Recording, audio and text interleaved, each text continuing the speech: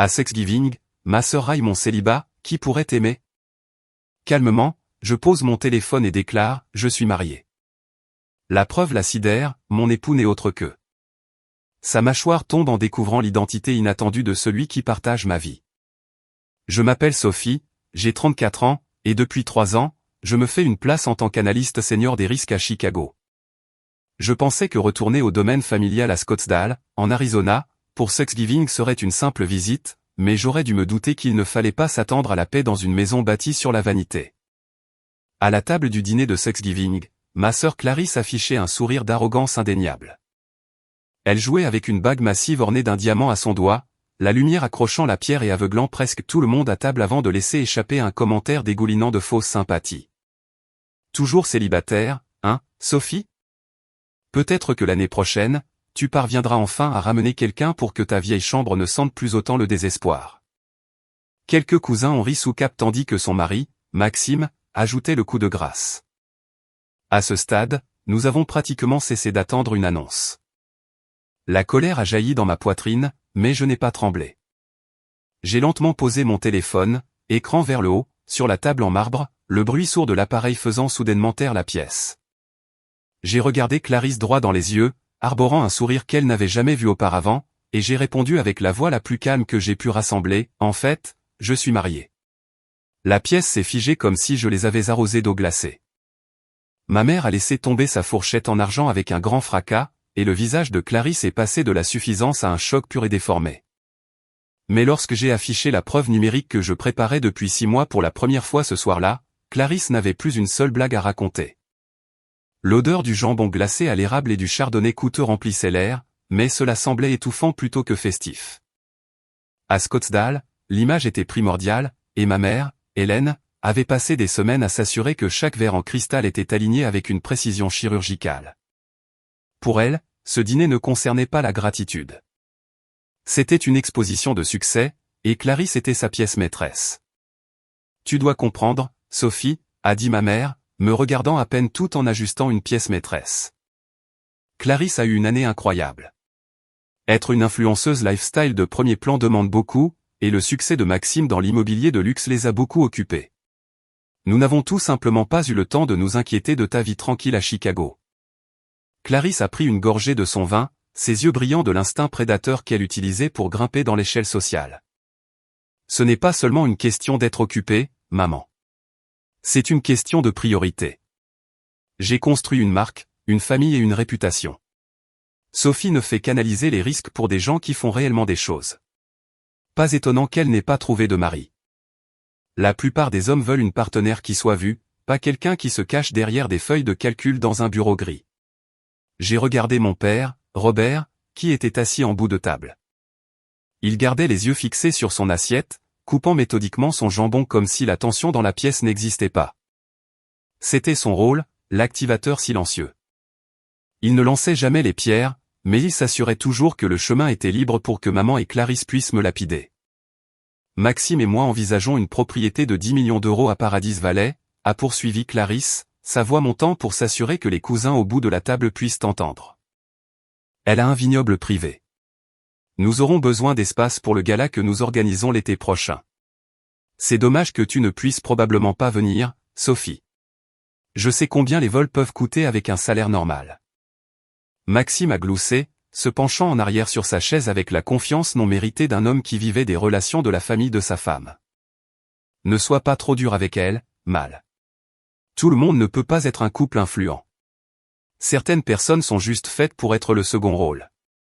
J'ai ressenti la piqûre familière d'être le punching ball de la famille, un rôle que j'occupais depuis 34 ans. Ils parlaient à moi, jamais avec moi. Pour eux, j'étais un substitut. Une ombre utilisée pour faire paraître la lumière de Clarisse plus brillante. Mais ils ne savaient pas que mon bureau gris à Chicago gérait des portefeuilles plus importants que tout ce quartier. Et ils ne savaient certainement pas que l'homme qu'ils se moquaient de ne pas avoir attendu mon signal pour mettre fin à cette mascarade une bonne fois pour toutes. Alors, parle-nous de ce mari imaginaire, a ricané Clarisse, se penchant en avant, le visage rougi par le frisson de la chasse. Tu l'as rencontré dans une bibliothèque, ou tu l'as inventé juste pour ne pas être la seule perdante à table? Le scepticisme dans la pièce était assez épais pour étouffer. La main de ma mère s'est figée en l'air, son verre de vin suspendu près de ses lèvres tandis que Clarisse laissait échapper un rire aigu et saccadé qui ressemblait à du verre brisé. Mariée ? Elle a posé son verre avec un bruit sourd, ses yeux se déplaçant rapidement autour de la table pour rassembler son public. Sophie, nous savons que tu es désespérée de rester pertinente, mais c'est pathétique, même pour toi. Qui épouserais-tu ? Une découpe en carton d'une feuille de calcul. Maxime a ricané, donnant un coup de coude à Clarisse. C'est peut-être un mari numérique. Tu sais, comme ces programmes d'IA. Ça correspond à son côté tech. Mon père a finalement levé les yeux, le front plissé d'un mélange de confusion et d'irritation légère, comme si mon soudain éclat était un inconvénient pour son dîner. Sophie, a-t-il dit, sa voix basse et lasse. Il n'y a pas besoin de conte de fées. Si tu te sens seul, nous pourrons en parler plus tard, mais ne fais pas de scène devant les invités. Je n'ai pas bronché. J'ai laissé leur rire s'éteindre jusqu'à ce que le seul bruit soit le crépitement de la cheminée en arrière-plan. Je ne cherche pas à attirer l'attention, papa. Je constate un fait. Je suis marié à Marc depuis 10 mois lors d'une cérémonie privée à Chicago. Ses parents étaient là. Nos amis étaient là. Les seules personnes manquantes étaient mon propre sang. Le visage de ma mère est devenu d'un gris pâle. Dis-moi. C'est impossible. Nous l'aurions su. Tu aurais appelé ou envoyé un message où elle s'est interrompue, ses yeux clignotant vers Clarisse pendant une fraction de seconde avant de revenir sur moi. Tu mens. Tu essaies juste de ruiner la soirée de Clarisse parce que tu ne supportes pas qu'elle ait la vie parfaite. C'est là que vous vous trompez, maman, ai-je dit, ma voix baissant d'une octave, prenant un ton calme et dangereux. J'ai envoyé un message. En fait, j'ai envoyé 10 invitations formelles de mariage, gaufrées en or, pour notre réception de célébration. Envoyées par courrier recommandé à cette adresse exacte il y a 6 mois. Je voulais vous donner une chance de me prouver que j'avais tort. Je voulais voir si vous vous présenteriez pour moi ne serait-ce qu'une seule fois. Le sourire suffisant de Clarisse n'a pas seulement disparu. Il s'est évanoui, remplacé par une immobilité rigide et artificielle. Elle a soudainement porté un intérêt aigu à sa serviette en soie, tripotant un fil lâche avec une intensité frénétique. Nous n'avons jamais reçu d'invitation, a-t-elle marmonné, sa voix manquant de son éclat théâtral habituel. Le courrier ici est terrible. Tout le monde sait que les coursiers sont incompétents. Elles ont probablement fini dans un fossé quelque part. C'est drôle que tu dises ça, ai-je répondu, me penchant en arrière et croisant mes bras. Parce que non seulement je les ai envoyées, mais je les ai suivies, chacune d'elles. Et selon le service postal des États-Unis, les 10 enveloppes ont été livrées un mardi matin à 10h15. Elles ont été signées pour Clarisse par quelqu'un portant votre nom de famille exact et votre signature très distinctive en boucle. J'ai senti tante Marthe bouger sur son siège à côté de moi. C'était la sœur aînée de mon père, une femme mise à l'écart par cette famille pendant des années parce qu'elle refusait de jouer à leur jeu. Elle s'est penchée en avant, ses yeux perçants passant de moi à Clarisse. Signé ? C'est une affirmation sérieuse, Sophie. Si quelqu'un a pris ces lettres et ne les a pas remises, ce n'est pas juste une dispute de famille. C'est un crime. L'air dans la pièce est soudain devenu très froid. Clarisse a finalement levé les yeux, son visage un masque d'indignation, mais je pouvais voir les perles de sueur se former à la racine de ses cheveux. Est-ce que c'est un interrogatoire maintenant à Thanksgiving ? Maman, dis-lui d'arrêter. Mais pour la première fois de ma vie, ma mère n'a pas immédiatement sauté à la défense de Clarisse.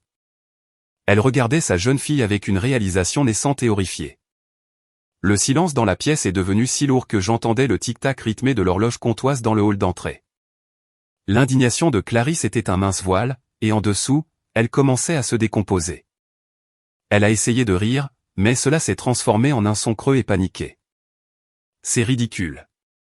Je signe pour des colis tout le temps. Des kits de relations publiques d'influenceuses, des documents de Maxime, des fournitures ménagères. Si j'ai signé pour quelque chose, c'était probablement juste un autre tas de courriers indésirables que j'ai jeté par erreur au recyclage. Ce n'était pas intentionnel. Je ne l'ai pas laissé s'en tirer. J'ai tapoté l'écran de mon téléphone et l'ai fait glisser vers le centre de la table, l'écran s'illuminant d'une image haute résolution de la signature numérique capturée par le facteur. Maxime s'est penché pour prendre le téléphone, le front plissé alors que ses instincts professionnels de courtier immobilier prenaient le dessus. Il a regardé la signature, puis sa femme, son expression passant de la défensive à profondément mal à l'aise. Il connaissait son écriture mieux que quiconque. Mel, c'est définitivement ton gribouillis, a-t-il murmuré, le son portant à travers la table silencieuse comme un coup de tonnerre. Et si c'était le cas? Clarisse a claqué, sa voix montant en un ton aigu alors qu'elle réalisait que le mensonge échouait. Sophie essaie toujours de voler la vedette. C'était le mois où je lançais ma campagne d'été. J'avais 500 000 abonnés qui attendaient ma grande révélation, et je n'avais pas besoin que le drame de son mariage secret vienne encombrer la dynamique familiale. Elle voulait juste se montrer supérieure comme d'habitude. J'ai ressenti un froid de clarté. Ce n'était pas seulement une question de mariage. C'était sa nécessité pathologique d'être la seule personne de valeur dans cette maison. Je me suis penché en avant, ma voix tombant sur un ton froid et clinique. Dans l'État de l'Arizona et dans tout ce pays, interférer avec la livraison du courrier est un crime fédéral en vertu du titre 18 du Code américain. Ça s'appelle la falsification de courrier, Clarisse.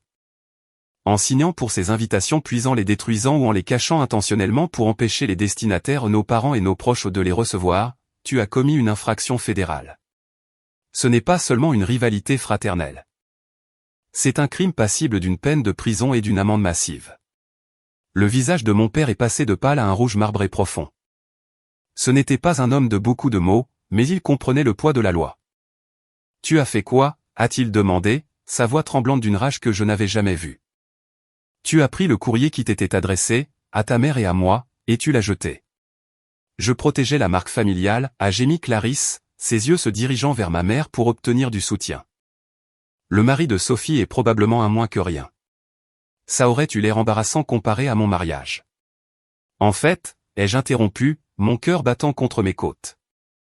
Tante Marthe a posé son verre de vin avec un déclic délibéré et obsédant. Elle a regardé Clarisse avec un mélange de pitié et de dégoût. « Tu sais, Robert, a-t-elle dit, s'adressant à mon père. Je me suis toujours demandé pourquoi Sophie n'a jamais répondu à cette lettre de recommandation que je lui avais obtenue pour l'université de Chicago il y a 10 ans. Je l'ai trouvée assez impolie à l'époque, mais maintenant, en regardant ceci, je pense que je commence à réaliser que Sophie n'a jamais su qu'elle existait. La pièce avait l'impression que l'oxygène en avait été aspiré. Mon père a tourné lentement la tête vers tante Marthe, sa fourchette reposant oubliée sur la table. « Qu'est-ce que tu veux dire, Marthe ? Tu n'as jamais parlé d'une lettre il y a 10 ans. » Tante Marthe s'est penchée en arrière, ses yeux fixés sur Clarisse, qui tremblait visiblement maintenant. « Parce que j'étais blessé, Robert. J'avais utilisé toutes mes relations à l'université pour faire entrer Sophie dans ce programme d'excellence exclusif. J'ai envoyé la lettre d'acceptation et l'offre de bourse directement ici parce que Sophie vivait encore à la maison. Puis, comme elle n'en a jamais parlé et qu'elle a fini par aller dans une université d'État locale à la place, j'ai supposé qu'elle s'en fichait. Je pensais qu'elle était ingrate. J'ai ressenti une douleur aiguë et soudaine dans ma poitrine. Je me suis souvenu de cet été où j'avais passé chaque jour à vérifier la boîte aux lettres, priant pour un moyen de quitter Scottsdale, pour ensuite me faire dire par Clarisse, qui était toujours celle qui allait chercher le courrier avec une aide prétendue, que rien n'était arrivé. Je m'étais senti comme une ratée, convaincu que je n'étais pas assez bonne pour la vie que je voulais. Clarisse. La voix de mon père était un grondement bas et dangereux. « As-tu pris cette lettre, toi aussi ?» J'avais 17 ans, a crié Clarisse, ses mains se serrant en poing sur la nappe. Sophie allait déménager à l'autre bout du pays et me laisser ici avec l'obsession de maman pour mon potentiel. Elle était la seule qui m'aidait avec mes devoirs. La seule qui m'écoutait vraiment. Si elle partait, je serais seul. La logique tordue d'un prédateur se faisant passer pour une victime. Elle ne m'avait pas gardé près d'elle par amour. Elle avait saboté mon avenir pour garder son assistante personnelle à portée de main. Maxime a regardé sa femme comme s'il voyait une étrangère. Cet homme gagnait sa vie grâce au contrat et à la confiance. Voir sa femme admettre un vol de courrier vieux de 10 ans ébranlait clairement les fondations de sa propre vanité. Tu as ruiné sa chance d'aller dans une université de la Ivy League parce que tu t'ennuyais, a murmuré Maxime, sa voix empreinte d'un rare moment de clarté sincère. Mel, ce n'est pas un drame d'influenceuse. C'est sociopathe. N'ose pas me juger. Clarisse s'est retournée, crachant son venin sur son mari. Tu n'aurais même pas ton permis de courtier si je n'avais pas utilisé ma marque pour te procurer ces 10 premières inscriptions. Nous sommes une équipe, Maxime. Mon image est ton chèque de paie. Ma mère, Hélène, a finalement parlé, mais sa voix était étrange, mince et fragile. Clarisse, ma chérie, j'ai vu ces enveloppes dorées il y a 6 mois. Elles étaient au fond de la poubelle de recyclage dans le garage. Je pensais que c'était juste des échantillons de ton organisateur de mariage. Je pensais que tu les avais déjà regardées et décidé qu'elles n'étaient pas assez bien. La table est redevenue silencieuse. J'ai regardé ma mère, la femme qui se vantait d'être la boussole morale du quartier. Tu les as vues, maman. Tu as vu des invitations gaufrées en or à mon nom dans la poubelle. Et tu as juste laissé faire. Je ne voulais pas créer de scène, a-t-elle bredouillé, ses yeux se déplaçant rapidement dans la pièce, cherchant un moyen de réorganiser ce désastre en quelque chose de présentable. C'était le grand moi de Clarisse. Elle était tellement stressée. J'ai pensé que si j'en parlais, cela ne ferait que mener à une autre dispute. Et nous avions le gala du country club ce week-end-là. Donc ma vie était un sacrifice acceptable pour le bien d'un gala. C'est ça, ai-je dit, les mots m'étant glacés dans la bouche. Je me suis levé, les pieds de ma chaise raclant durement contre le plancher de bois franc.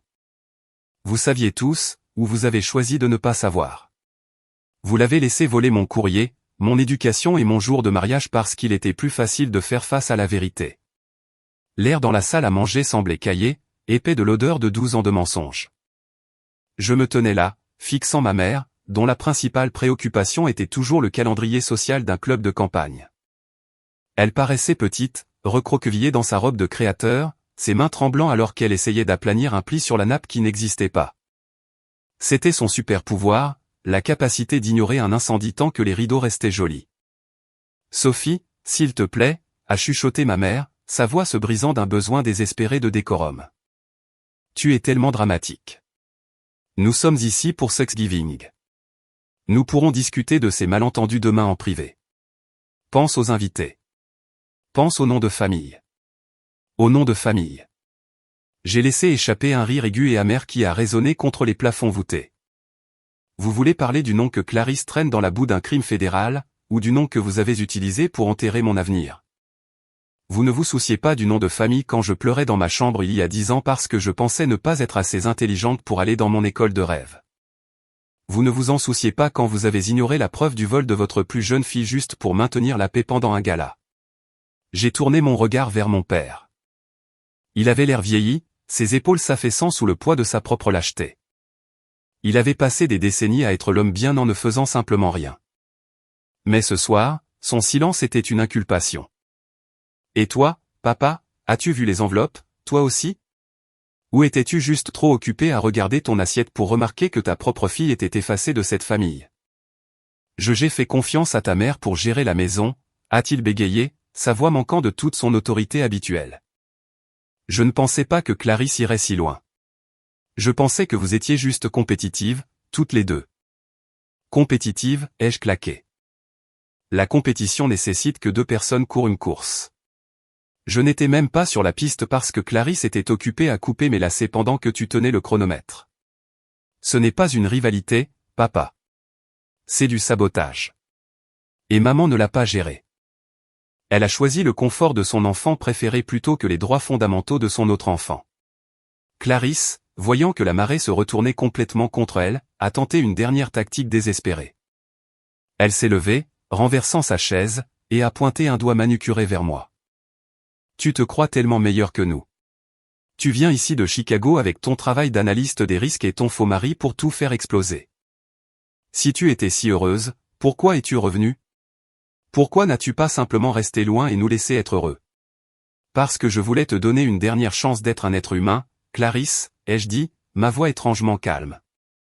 Je voulais voir si confronté à une invitation gaufrée en or pour mon mariage, tu mettrais enfin ton ego de côté et serais une sœur. Mais tu n'as pas pu le faire. Tu préfères faire face à une accusation de crime fédéral plutôt que de me voir heureuse un week-end. J'ai regardé autour de la table les visages de mes cousins et de la famille élargie. Ils regardaient Clarisse et ma mère avec un mélange d'horreur et de fascination. La famille parfaite de Scottsdale se désintégrait en temps réel, et aucune quantité de chardonnay coûteux ne pouvait arranger ça. Le statut social que ma mère s'était tant efforcée de bâtir s'évaporait à chaque mot que je prononçais. Tu voulais savoir à propos de mon mari, ai-je dit, regardant Clarisse, dont le visage était maintenant une masse tachetée et tachée de larmes.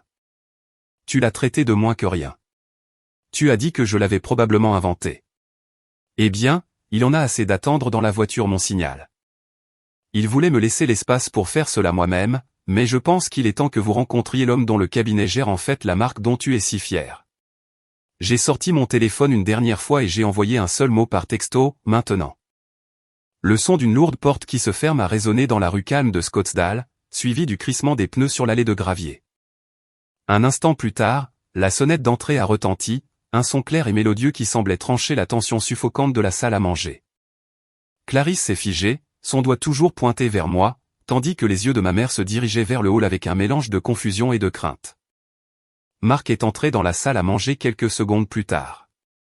Il ne portait pas le pull d'homme d'affaires qu'ils avaient probablement imaginé. Il portait un pardessus anthracite sur mesure, ressemblant parfaitement à l'architecte de haut vol qui concevait les gratte-ciel qui définissent l'horizon de Chicago. Il n'a d'abord rien dit.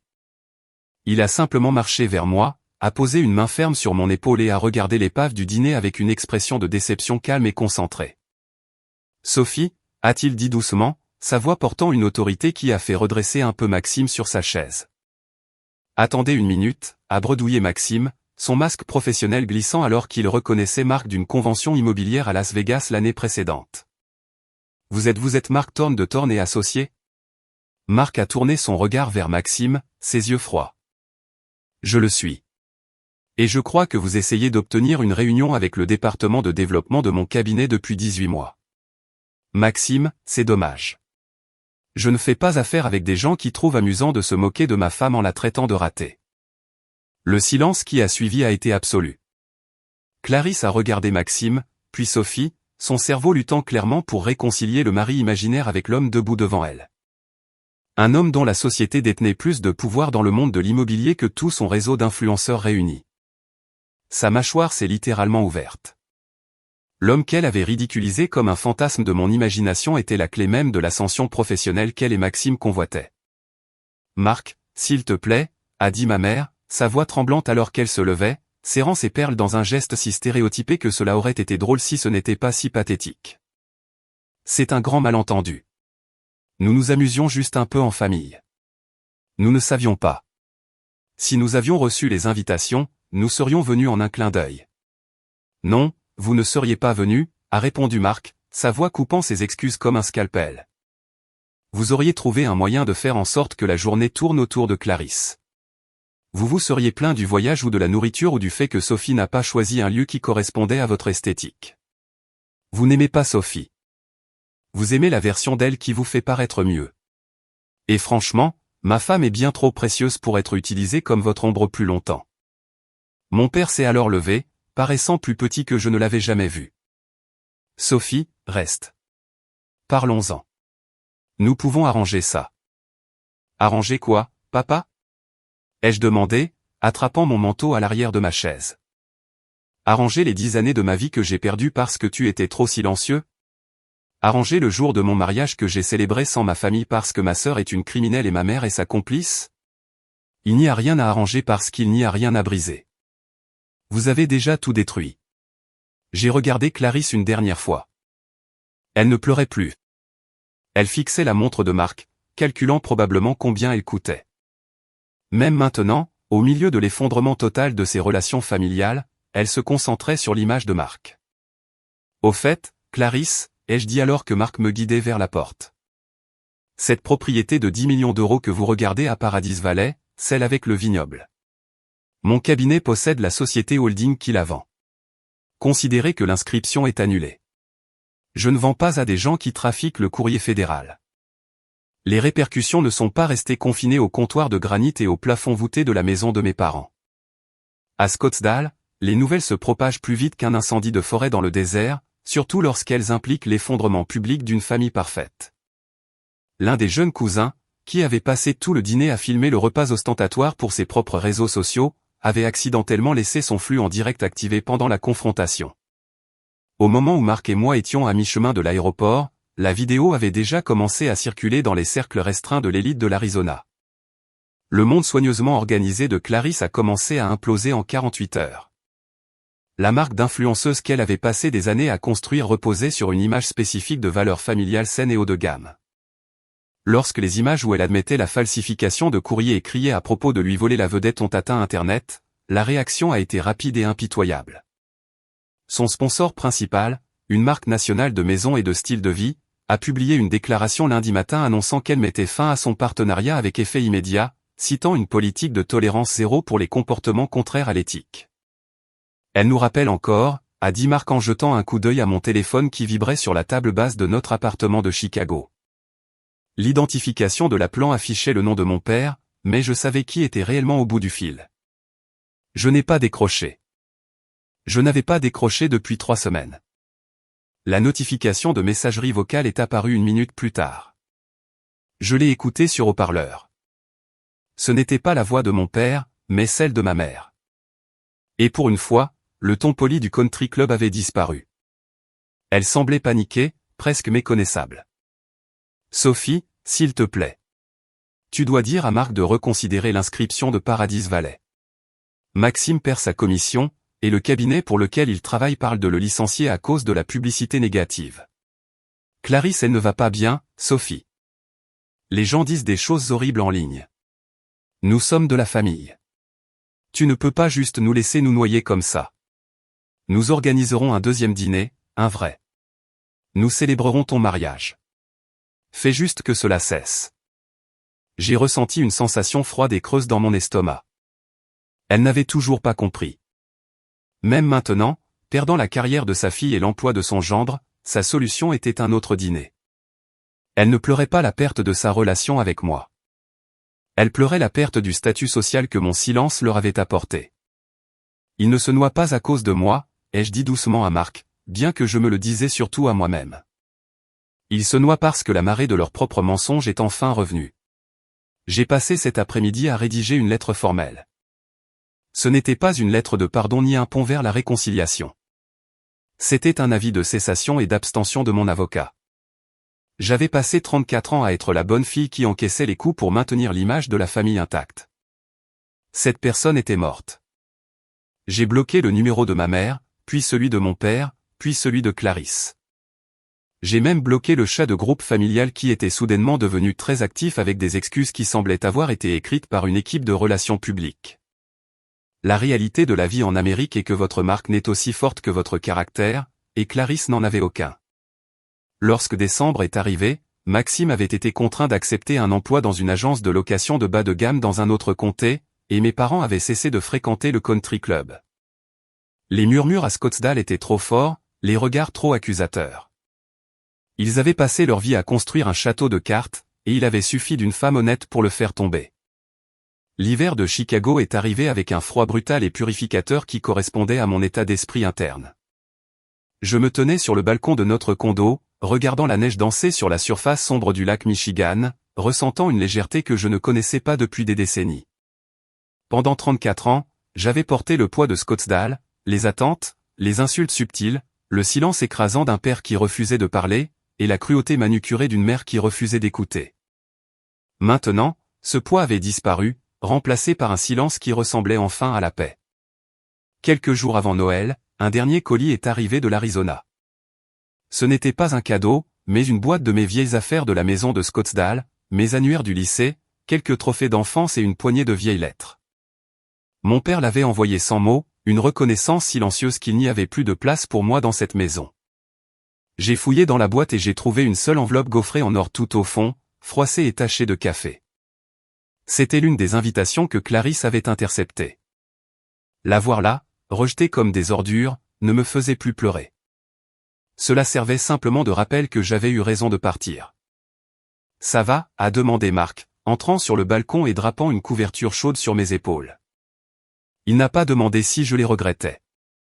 Il connaissait la réponse. Il avait été celui qui m'avait tenu tandis que je pleurais la famille que j'aurais dû avoir plutôt que celle que j'avais réellement eue. « Je vais mieux que bien », ai-je répondu, appuyant ma tête contre son épaule. Je suis libre. La leçon que j'ai apprise ne concernait pas la vengeance, bien que les conséquences pour Clarisse aient été graves. Elle a fini par devoir vendre sa voiture de luxe et déménager dans un petit appartement. Sa carrière d'influenceuse a été remplacée par une tentative désespérée de rebranding à laquelle personne ne croyait. La leçon concernait les limites. En France, on nous dit souvent que la famille est tout, que le sang est plus épais que l'eau, et que vous devez pardonner quel qu'en soit le prix. Mais la vérité est que le sang ne donne à personne la licence de détruire votre âme. L'amour n'est pas une dette que vous avez envers les gens qui vous font du mal. C'est un cadeau que vous faites à ceux qui se présentent, qui prêtent attention et qui célèbrent votre lumière sans essayer de l'éteindre. La veille de Noël, Marc et moi avons organisé notre propre dîner. Il n'y avait pas d'invitation gaufrée en or, pas de précision chirurgicale dans le plan de table, et personne ne vérifiait le prix du vin. Il n'y avait que nous, les parents de Marc, tante Marthe, qui avait officiellement déménagé à Chicago pour être plus proche de nous, et quelques amis proches. Nous avons ri jusqu'à en avoir mal aux côtés. Nous avons partagé des histoires qui n'étaient pas destinées à un flux en direct. Et pour la première fois de ma vie, je ne regardais pas par-dessus mon épaule pour voir si je volais la vedette à quelqu'un. Lorsque l'horloge a sonné minuit, j'ai réalisé que je n'avais pas consulté mes messages bloqués une seule fois. Je n'avais pas besoin de savoir s'ils étaient désolés parce que je n'attendais plus leur validation pour me sentir entière. J'avais construit une vie, une carrière et une famille de choix qui n'exigeaient pas que je sois petite pour qu'ils se sentent grands. La famille parfaite de Scottsdale n'était qu'une histoire de fantôme que je racontais autrefois.